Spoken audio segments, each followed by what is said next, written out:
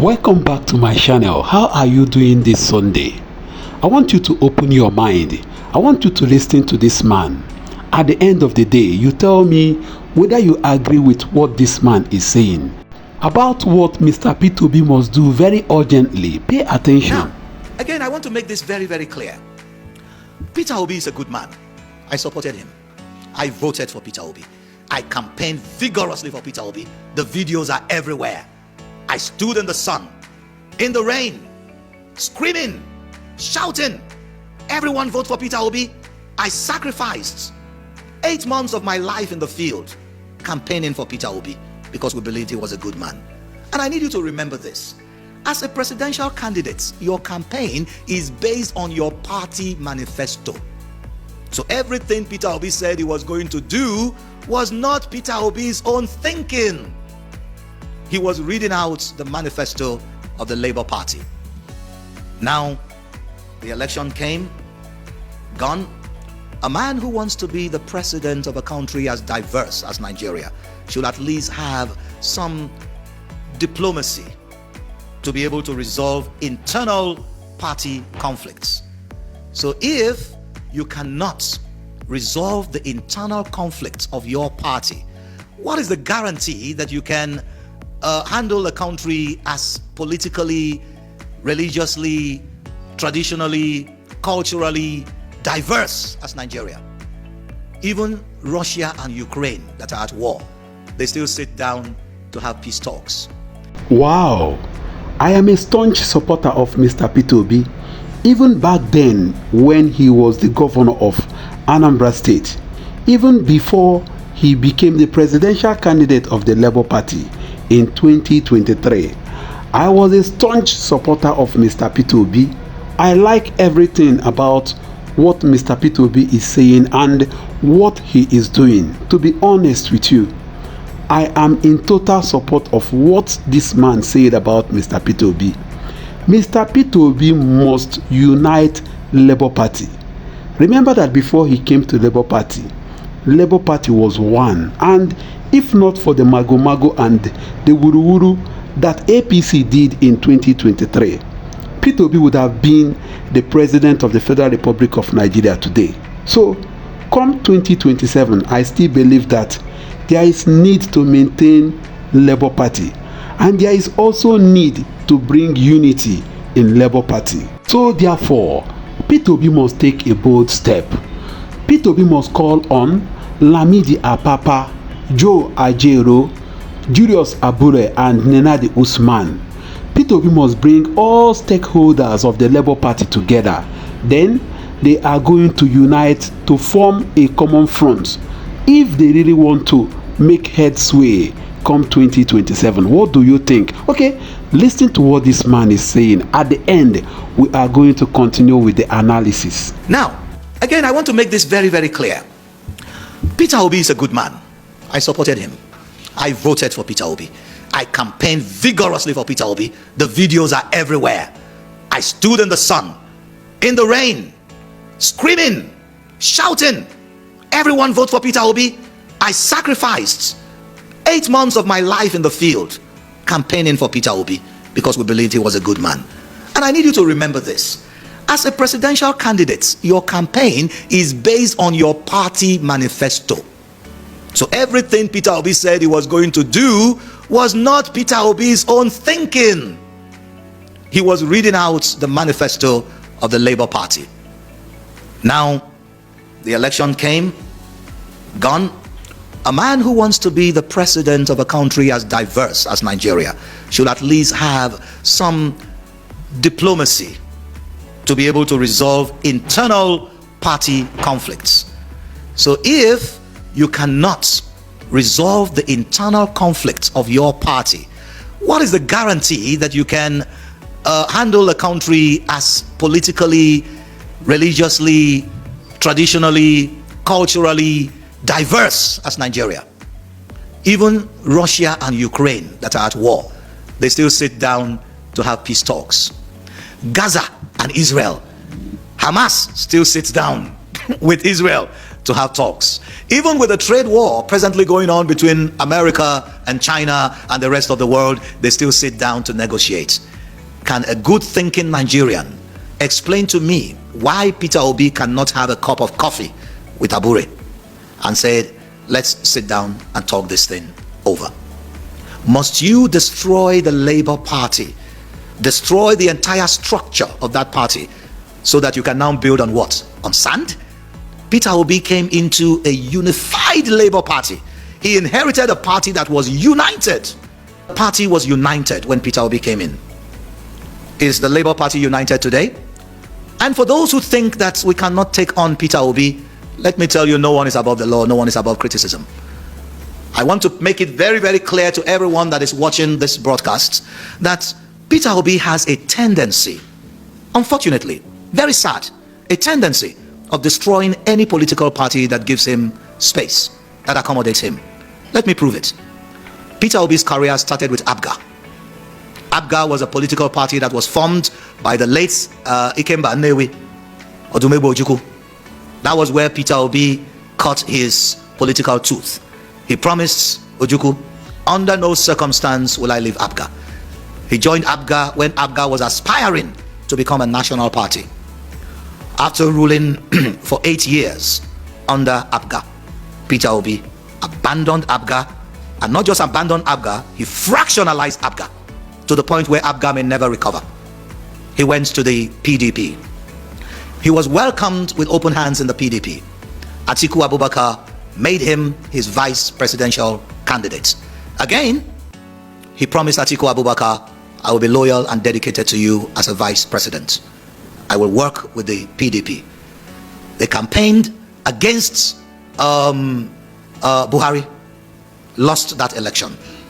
Now, come 2023, Peter Obi, don't forget, now we're talking about Labour Party. 2023, Peter Obi was still a member of the PDP. Again, just like a virus, an internal disease, he began to fractionalize the PDP. Atiku pleaded with Peter Obi and said, Peter, if we make this thing a three-man race, Tinubu will win, because we will divide the votes between I, Atiku, and you, Peter Obi, and then Tinubu will run away with it. So please, swallow your pride. Let's repeat what we did and build on the structure that we have done. Peter Obi refused, left the PDP. Again, the Labour Party, which is Julius Abure, accommodated Peter Obi into a unified Labour Party, a party with a very solid, leadership structure. Abure is a great administrator. When we brought in Peter Obi, he brought most of us in the civil society groups and said, please, let's work together and build the Labour Party. We all worked together. And after the election, Peter Obi said, I won this election and I will prove it in court that I won. He went to court. So if he believed he won the election, who was the chairman that won that election? Julius Abure.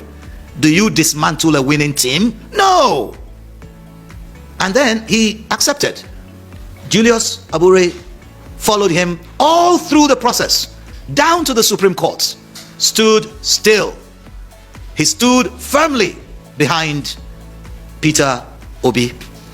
And after the Supreme Court judgment, we were expecting someone who wants to be a president should be a unifier.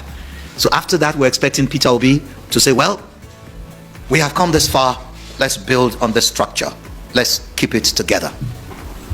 But instead of doing that, he asked for just one favor. And what was that favor? That Julius Abure should be sent away, sent packing from the party he has been all through decades, for a man who just joined in a few months.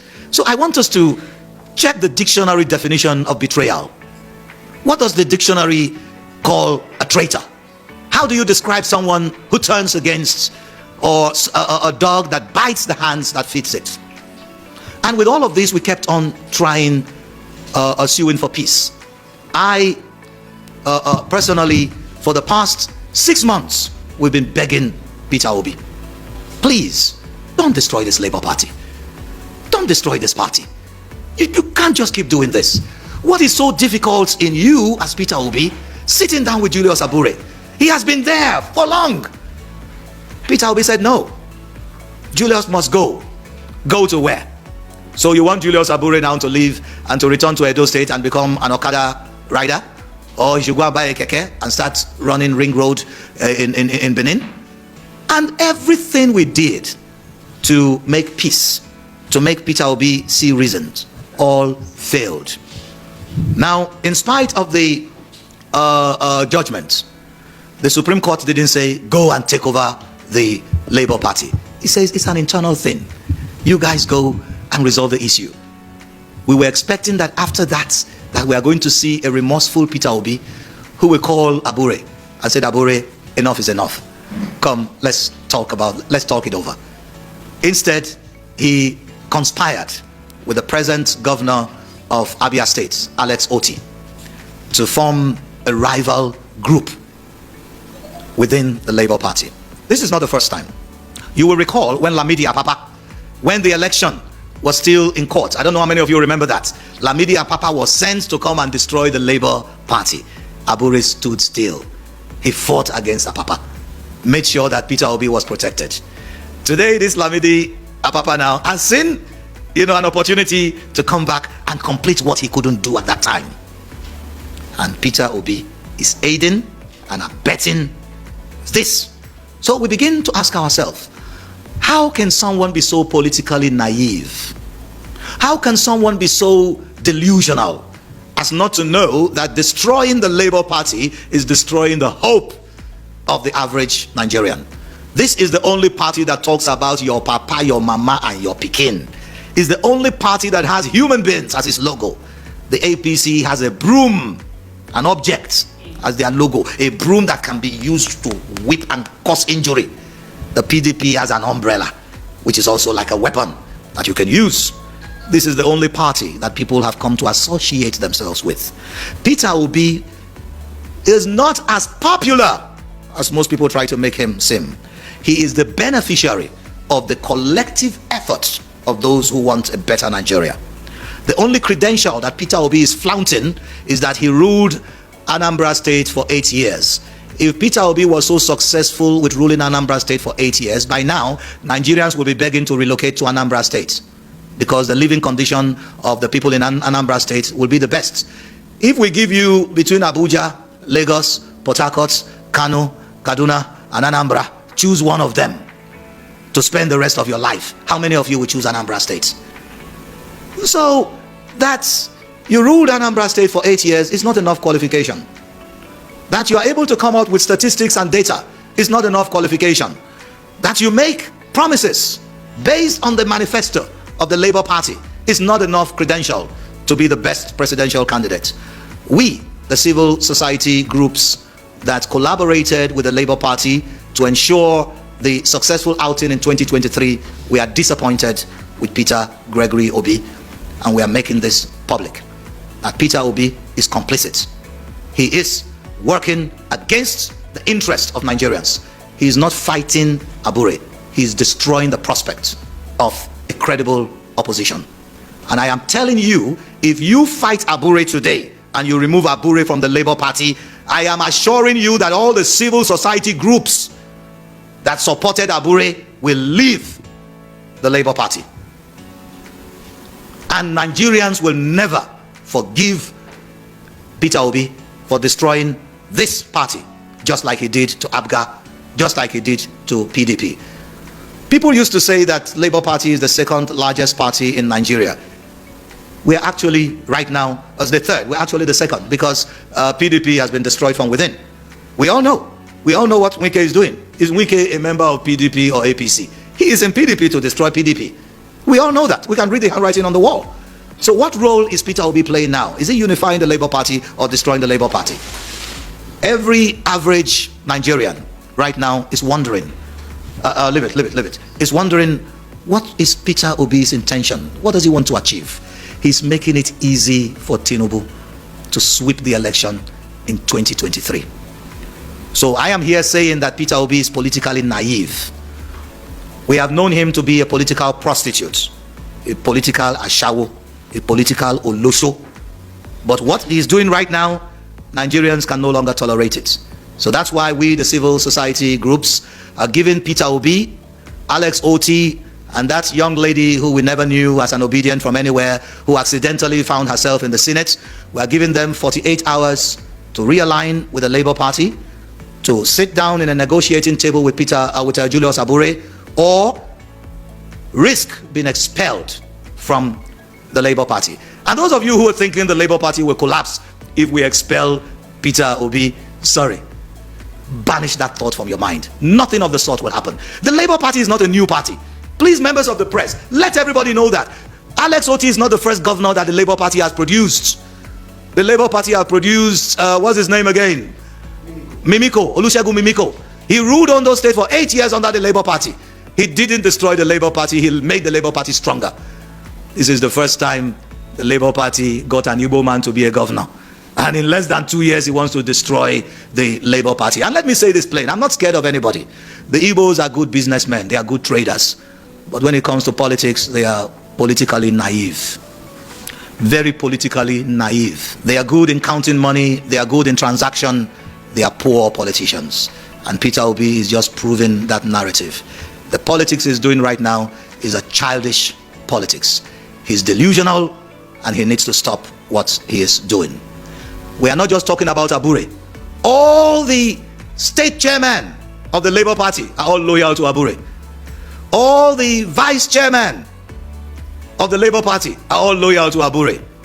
Abure called a meeting a few days ago at the Labour Party headquarters, head office in Jabi, and every single Labour Party executive attended that meeting in solidarity with Abure.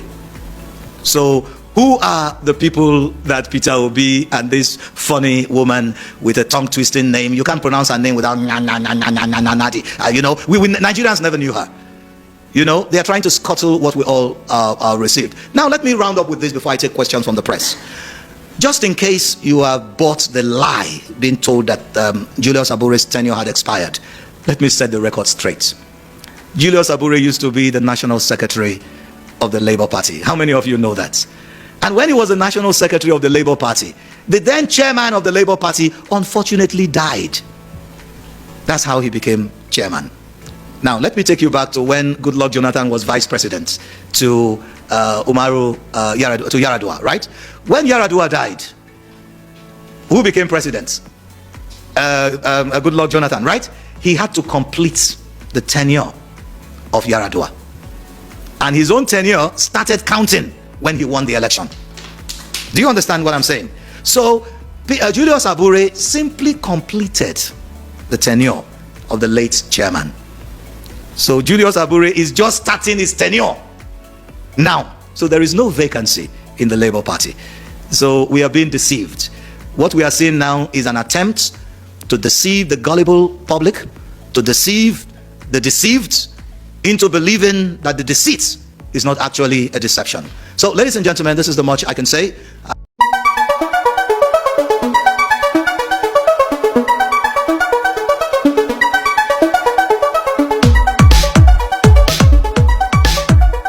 This is Chinix TV.